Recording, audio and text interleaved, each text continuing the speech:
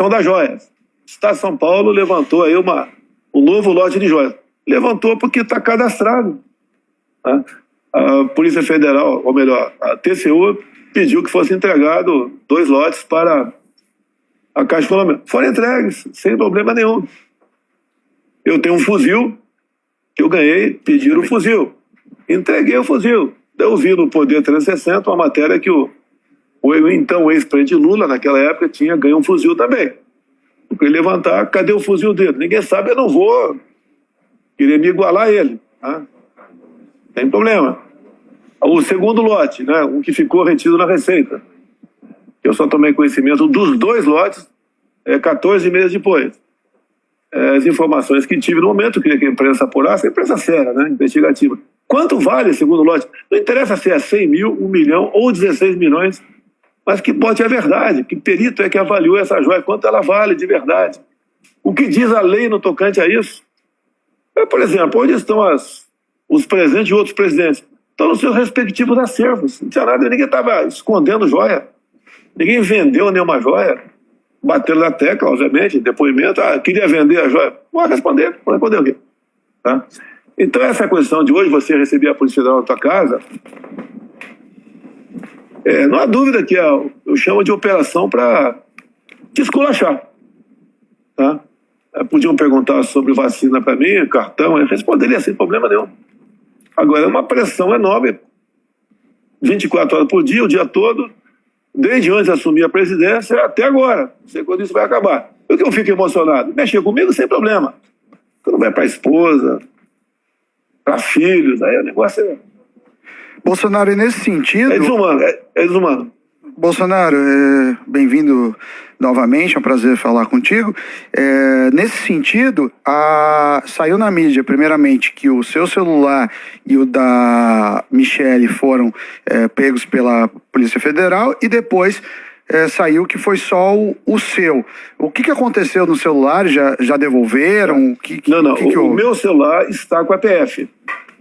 O da Michele foi visto lá, a dela é o reconhecimento facial, e deixaram com ela. Houve a apreensão de uma pistola minha. Eu falei para o policial, né? Olha, eu quando cheguei no Brasil, eu tinha 2 carros blindados. O que eu apurei foi uma ordem direta do atual presidente Lula retirar o carro blindado de mim. Eu falei, eu não posso, né, ficar dentro da minha casa desarmado. É um local que o condomínio não oferece a devida segurança. Então eu peço a vocês que tomem uma providência, se é possível ficar com a minha pistola ou não. Você já sabe qual é, tá a numeração, certinho, bem. Aproximadamente uma hora depois, deixaram a minha pistola em casa, tá?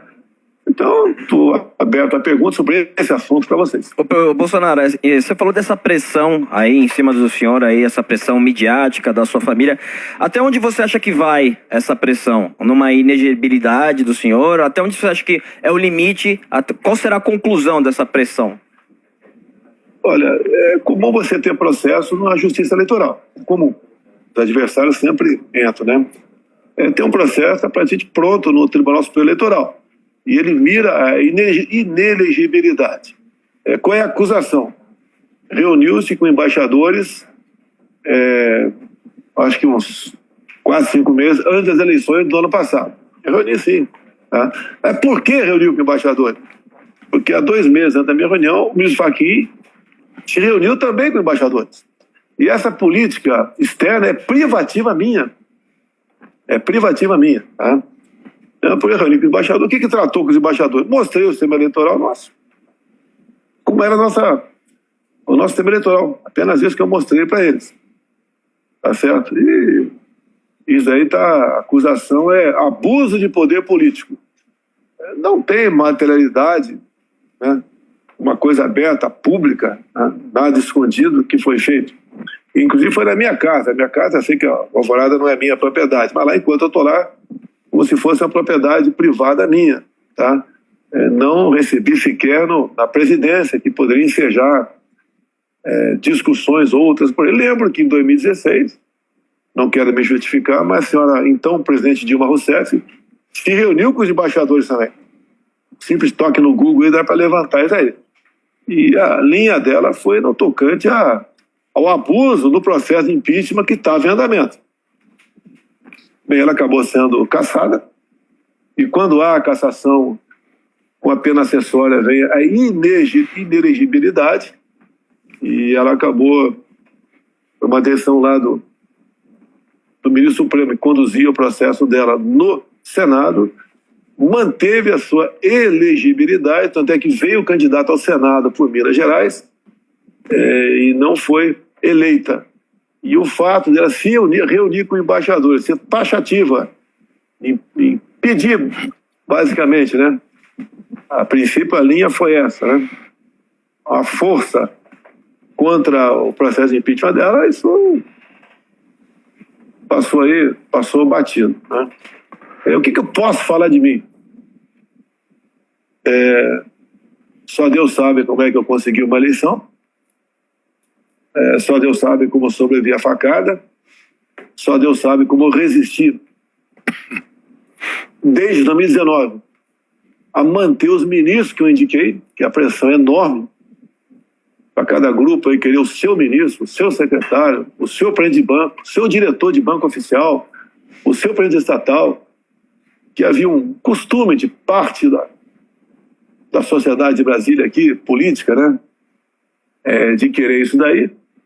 E nós mantivemos Não foi fácil vencer 2019 com todas essas pressões por cargos aqui em Brasília. E toda vez que a gente descobria problemas, a gente arranjava problemas para mim. Você pega Itaipu Binacional, eu vou falar um mais conhecido aí, Porto de Santos. Você pega o Porto de Santos com prejuízo anual de 500 milhões de reais. Nós entregamos agora o Porto de Santos com 540 milhões de lucro todo ano. Alguém sumia com esse 1 bilhão e 40 milhões de reais. Só lá no Porto de Santos. Sim. Você pega aí a Caixa Econômica, diretorias todas monteadas com partidos políticos, o mesmo Banco do Brasil, o mesmo BNDES. E você dá uma sacudida disso e fala para o respectivo presidente desses bancos: olha, esse banco você tem que tomar conta dele, não pode aceitar indicação política de ninguém para esses cargos. Ordem minha, cumpriram essa ordem. Você vai para Itaipu Binacional, que todo mundo conhecia como uma empresa nossa, né? Que apenas gerava energia. Em 4 anos, você bota lá, aumentou 600 metros a extensão do aeroporto de Foz do Iguaçu. Aviões agora de qualquer tonelagem, tamanho, pousam lá. Já podem começar a pousar lá. Você começa e termina uma segunda ponte com o Paraguai. Uma ponte de 500 metros de vão. Tá? Você começa a fazer a segunda ponte lá de Porto Murtinho para a Bioceânica. Alguém desviava recurso lá, não tenha dúvida disso. Porque se não apresentava lucro, como é que conosco você faz tudo isso de obras? Obras caríssimas. A carreta furacão custa caro. Ô Bolsonaro, você está meio fazendo campanha política já para 26, hein? Você tá meio que... Posso fazer uma pergunta? Agora deixa eu